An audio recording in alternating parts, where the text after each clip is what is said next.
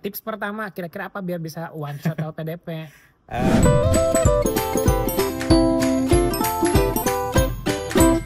Oke, sekarang kita akan ngomongin tips beasiswa LPDP one shot.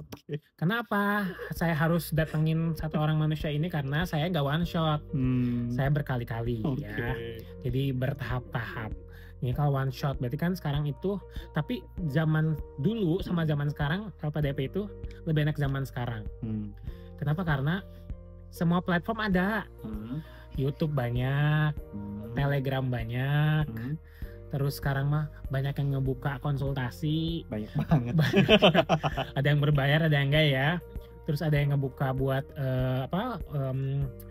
apa sih, interview, mock interview, terus belajar tes bakat apa sih? TBS ya. Dulu mah kan nggak ada ya. Teman saya, teman rumah saya, nah Oki itu kan dia tahun 2016 ya. Boro-boro dulu mah gak ada informasi soal LPDP kan, gak ada sosmed juga. Sekarang mah semua gampang. Nah sekarang Andika Reba ini kuliah di Monash jurusan Applied Linguistic akan membagikan tips one shot beasiswa LPDP. Sekali daftar langsung lulus. Alhamdulillah. Sekali daftar langsung lulus. Gimana caranya bisa langsung lulus? Daftar tahun berapa? Lulus tahun berapa lulus kuliah? Gue lulus S1 2022. 2022 Agustus. Oh berarti sempat ngerasain kuliah pandemi. Iya, gue kuliah pandemi semester 3 anjir. Kuliah berapa tahun kuliah pandemi? Sampai semester 7 gak sih itu? 2002. Berarti cuma 2 semester? Gue kuliah kayak pas gue semester 3 terus minggu ke-4 tiba-tiba kayak minggu depan kita kuliahnya di rumah ya. Gak rame banget. 1, 2, 78. 3,5. 1278 pokoknya. Berarti 4, 5, 6, 3 semester full dia online. Oke, berarti produk online, produk pandemi berarti dia males artinya. Biasanya ke produk pandemi itu katanya ketika masuk lagi ke kelas males, apa sih loss learning loss. Tapi gue disclaimer, gue selama pandemi karena kuliahnya online, jadi kan cuman kuliah 6 jam tuh sehari, 3 kali sehari lah pokoknya. Jadi pokoknya 18 jam seminggu. Sisanya gue ikut model United Nation. MUN, tapi yang online. Iya, gue online. Oh, lomba atau? Both. Gue ikut lombanya, gue ikut pokoknya yang standar itulah. Emang jiwanya menjatuhkan orang lain ya. Debat MUN itu ya. Itu kalau saya, bukan saya yang ikutan, murid. Oh, ngajarin murid. Gue kan mahasiswa ya, masih satu dulu. Udah nggak ada ambi buat ikutan lomba sih. Kalau kami ya, tapi dulu kami sebelum berangkat ke sini ikut lomba yang di Kementerian Pendidikan, lomba ngajar. Lumayan lah ya. Iya. Terus besar. Karena kampus gue tuh bukan kampus gede ya, kampus gue tuh kampus kecil. Terus di mana sih kampusnya? Dia kampusnya namanya di Kabupaten Sinjai. Oh, di mana ya itu? Dia di Sulawesi Selatan. Dia kalau lu lihat di peta, dia kalau Makassar di sini, Sinjai itu di bagian sini. Kalau Jakarta mana mananya? Jakarta, Depok, Bogor, Bekasi. Kalau di Jakarta itu, kalau Jakarta Pusat dia enggak. Kalau sejauh Jakarta Barat, Jakarta Utara lah. Gua bagian di Jakarta Utaranya. Soalnya gue bagian pesisir. Nggak terlalu jauh deh sama Makassar. Cuman 4 jam. Jauh. Anda kan ngomong jauh kalau nggak naik mobil ya. Kita kan naik mobilnya tuh melewati gunung, melewati lembah. Jakarta Bandung cuma 2 jam. Itu jaraknya 100 kilo.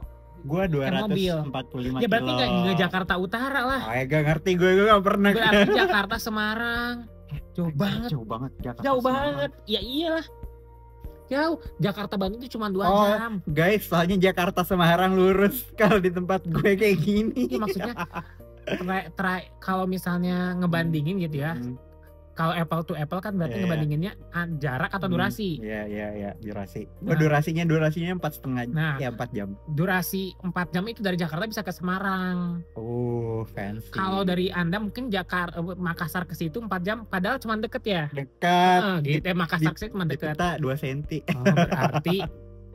Berarti bedanya adalah tracknya.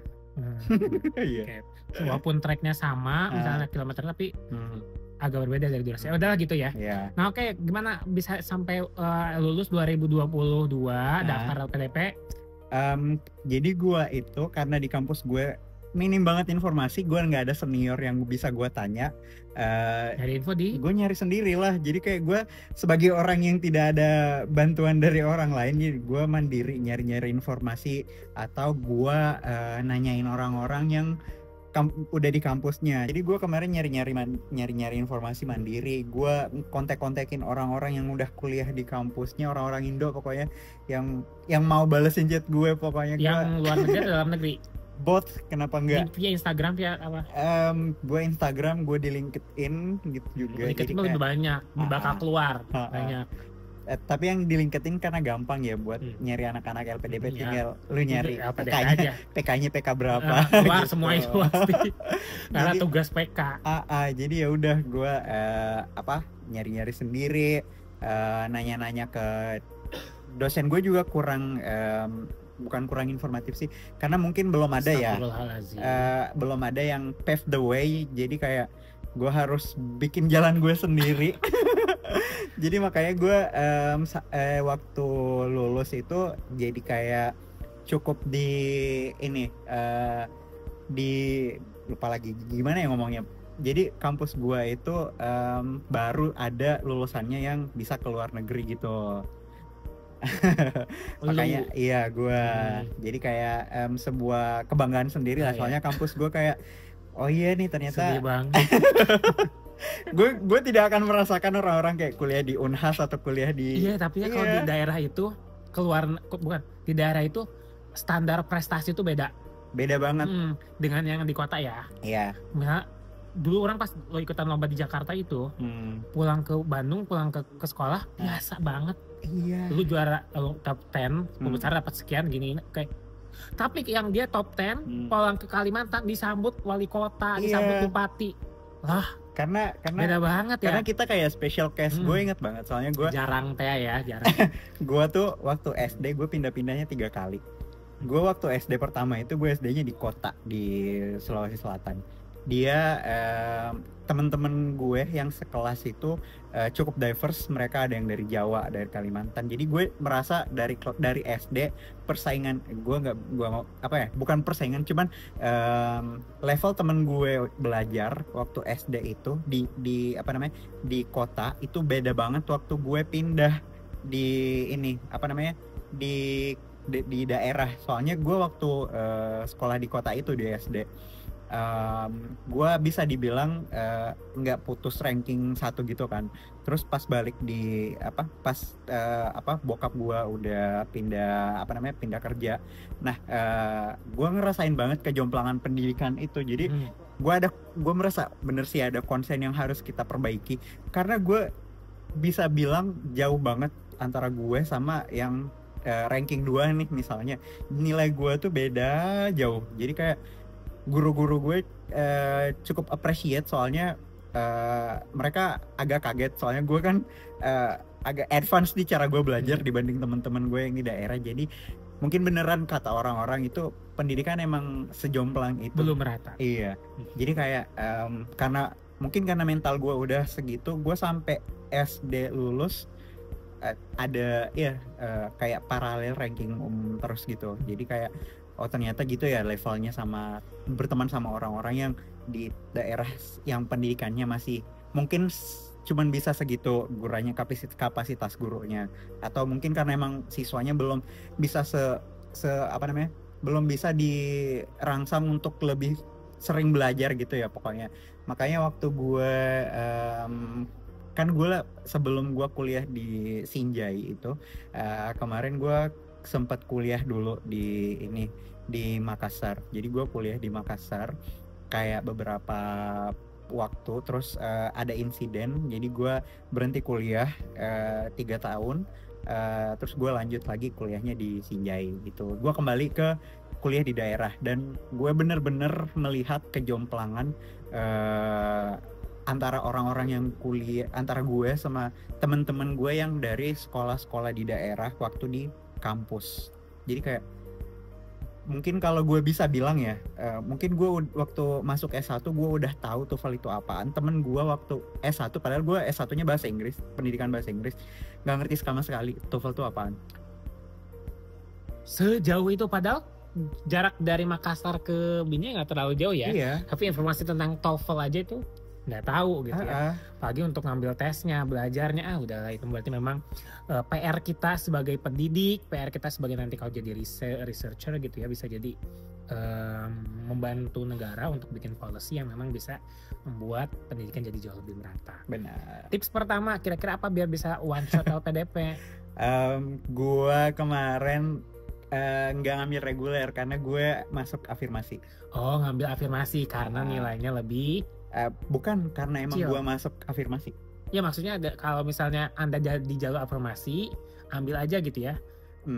Apa aja sih afirmasi itu? Tapi gue kalau ngambil reguler, gue masih lewatin nilai reguler sih kemarin. Oh, iya kalau misalnya kita berarti gini, tahu kemampuan kita di mana. Benar. Ya, tahu kemampuan kita di mana. Kalau mau reguler, kalau kita silakan reguler. Kalau saya kan reguler, karena nggak bisa pakai afirmasi ya, karena di kota. Afirmasi. Terus tadi ngambilnya afirmasi apa? Gue afirmasi disabilitas.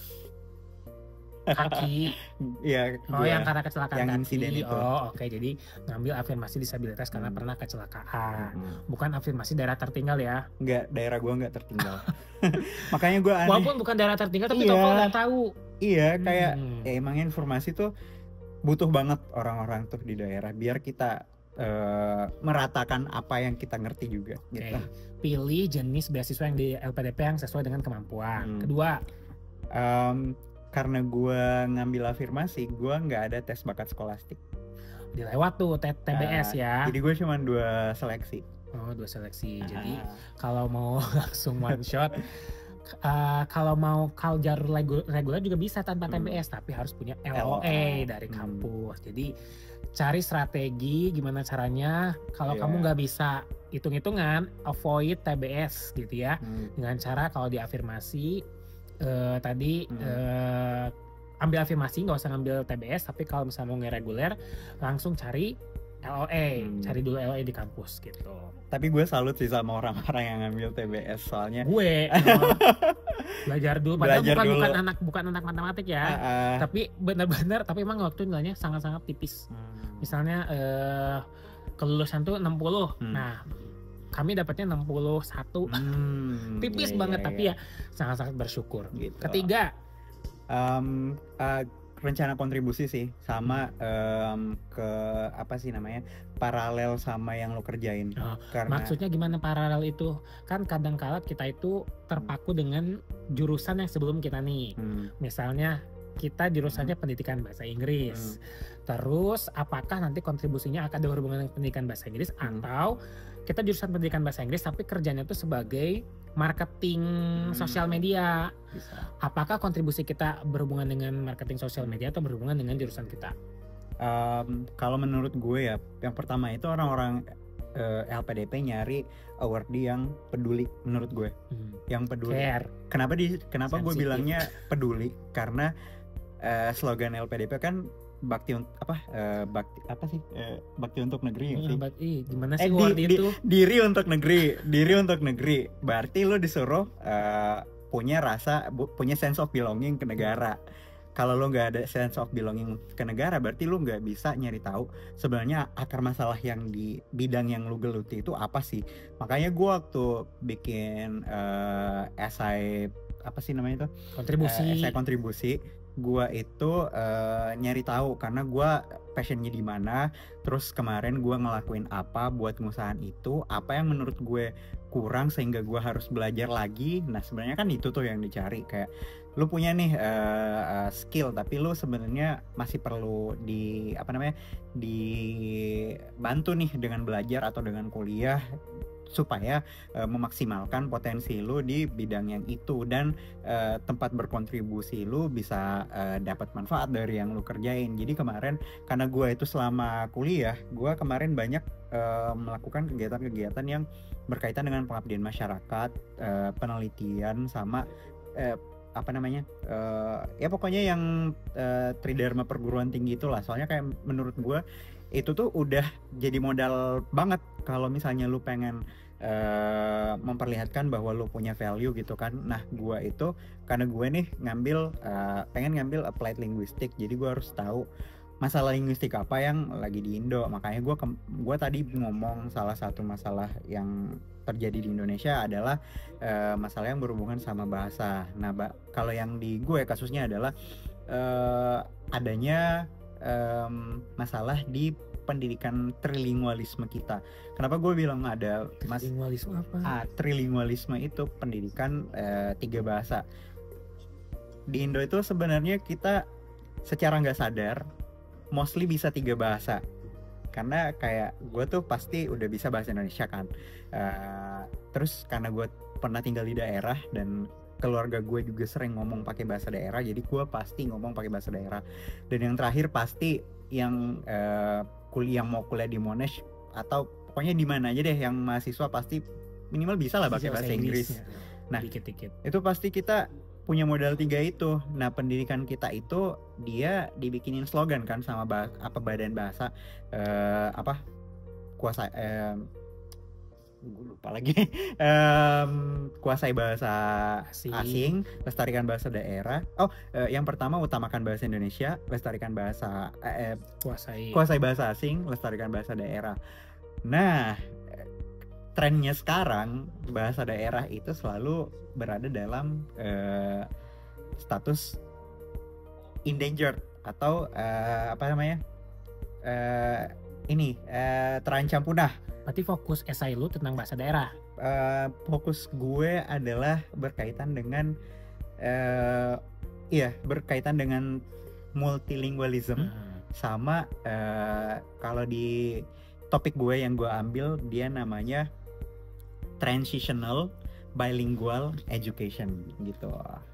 Jadi di Indonesia itu ada fenomena di mana orang-orang yang kayak misalnya teman-teman gue yang di daerah, dia mulai SD itu dikenalinnya sekarang karena kurikulumnya bahasa Indonesia doang. Jadi mereka cuman diajarin bahasa Indonesia padahal mereka tuh harus di-encourage kayak di sini. Mereka tuh orang-orang native speaker Torres Islander sama Aborigin, mereka kan dilestariin tuh bahasanya. Nah, kita tuh sebenarnya kebijakannya aja sih yang belum ada. Sebenarnya bukan nggak ada, cuman karena dia kebijakannya transisi. Makanya kebijakan kita yang menurut peraturan menteri peraturan menteri pendidikan nomor 12 tahun 2019 kalau gue nggak salah ya. Gue make itu soalnya buat jadi landasan gue. Dia mengacu pada proses transisi. Jadi sebenarnya ada kebijakan bahwa orang-orang yang menggunakan bahasa daerah itu di kelas 1 sama kelas 2, tapi selebihnya kelas 3 sampai kelas 6 semuanya pakai bahasa instruksional di kelas itu bahasa Indonesia doang. Jadi kayak waduh, masa kelas 3 udah ditinggalin, padahal sebenarnya potensi bahasa daerah itu gede. Soalnya gue mungkin karena orang-orang nggak melihat itu sebagai sesuatu yang penting, gara-gara belum merasa bahasanya punah. Karena kalau bahasa itu punah, kalau lu inget, kalau lu pernah nonton gue lupa lagi nama filmnya.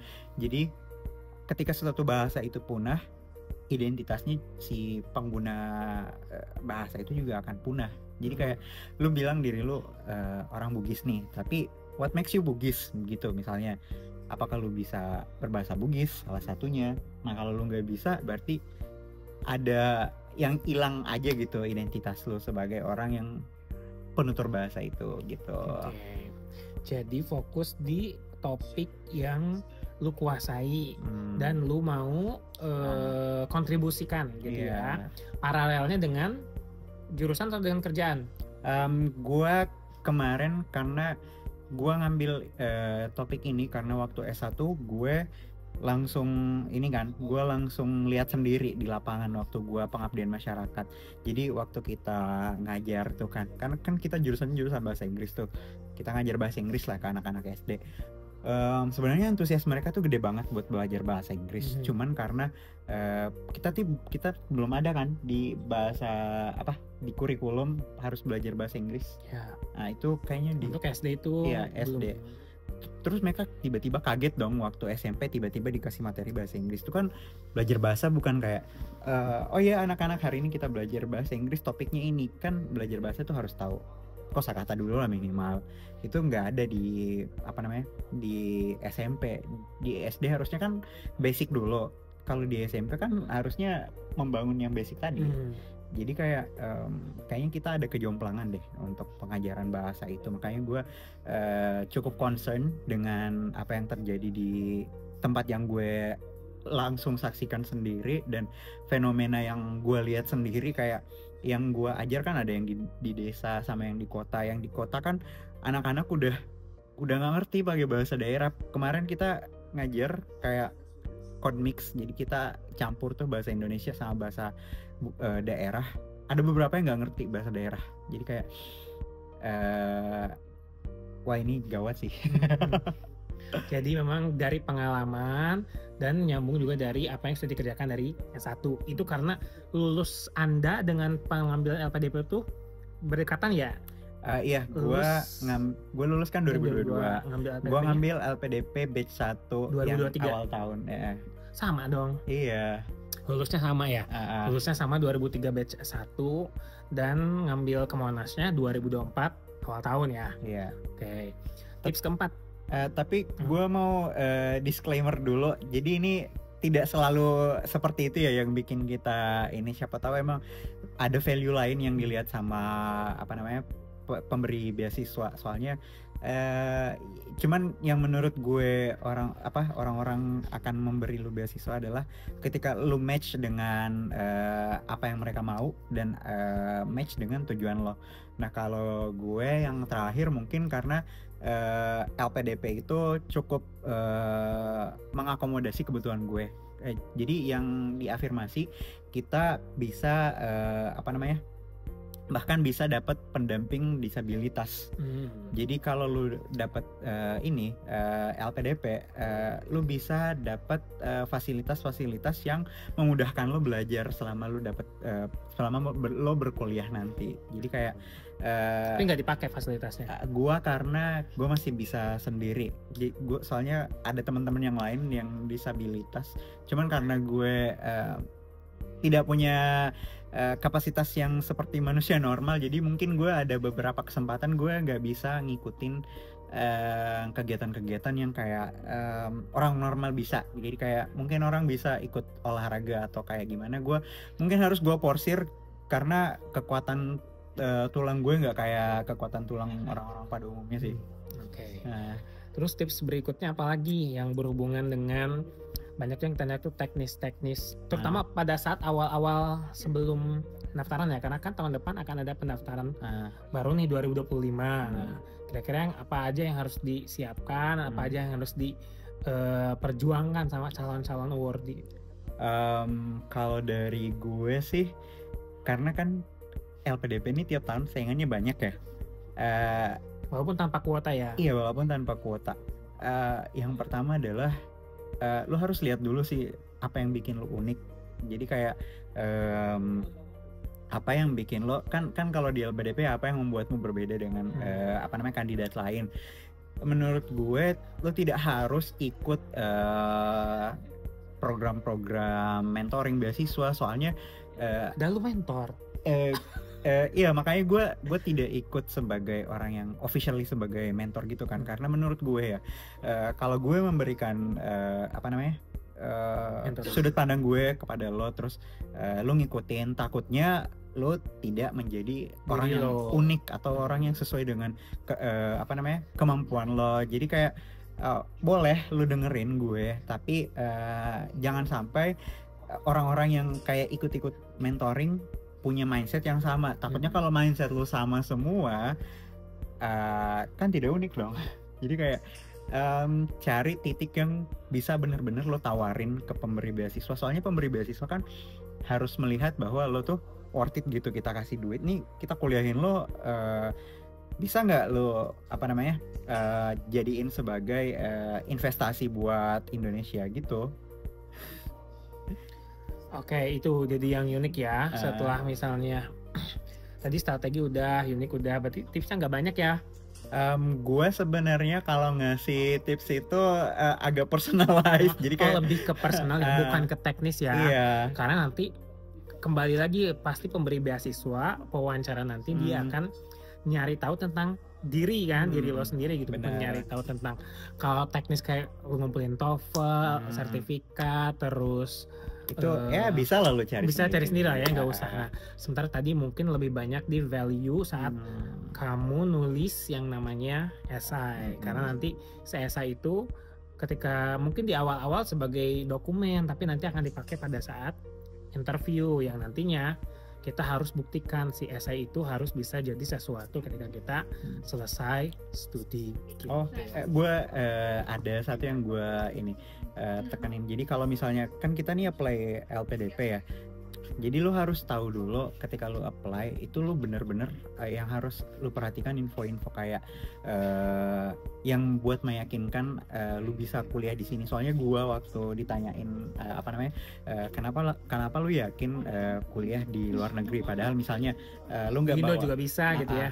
Kenapa lo padahal lo nggak bawa pendamping, terus apa yang bikin lo bisa survive di kampus. Terus gue lihat tuh kalau di kampus biasanya sih kampus-kampus top pasti ada layanan disability service-nya. Makanya gue salut banget sama Monash. Soalnya Monash itu kalau lu konsultasi sama di disability service, lu bakal dapet layanan kayak lu dikasih fasilitas skuter. Jadi skuter tuh kayak kayak motor-motor gitulah yang bisa lu pakai keliling kampus daripada lu jalan. Dipakai? Gue dikasih kuncinya, jadi kayak terserah gue mau bebas. Skuternya mana? Skuternya ada di gedung sana sih, cuman gue nggak tiap hari juga harus ngambil gitu kan. Tapi ada. Terus karena gue disabilitas, bisa aja gue ada masa-masa ketika gue nggak bisa nih nahan kayak lagi nyut-nyutan banget, padahal gue lagi butuh ngerjain ini dan ini, gue bisa dapat special consideration gitu. Jadi gue bisa dapat rekomendasi dari. Pokoknya kalau disabilitas di sini sangat didewakan. Jadi beda kayak, sama kita yang normal yang reguler gitu ya. Gue soalnya seneng banget di sini kan. Tiap gedung tuh ada liftnya tuh. Kalau gue capek naik tangga kan, gue bisa naik lift di mana-mana pokoknya. Dan semua pintu, terus WC, itu ada ambulance toilet. Jadi mereka semuanya sudah kayak eksklusif lah. Bukan eksklusif lah, jadi maksudnya khusus buat inklusif. Ya kan inklusif, tapi ada yang memang khusus buat disabilitas, walaupun tetap dipakai juga sama kita ya.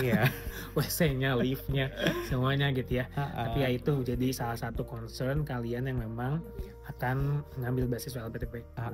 Sama kalau misalnya lo pengen riset, bener-bener perhatiin apakah di kampus itu dosennya cukup prestisius buat dijadiin supervisor. Soalnya gue waktu ngajuin tesis bener-bener gue cari kampus yang dosennya top gitu, sama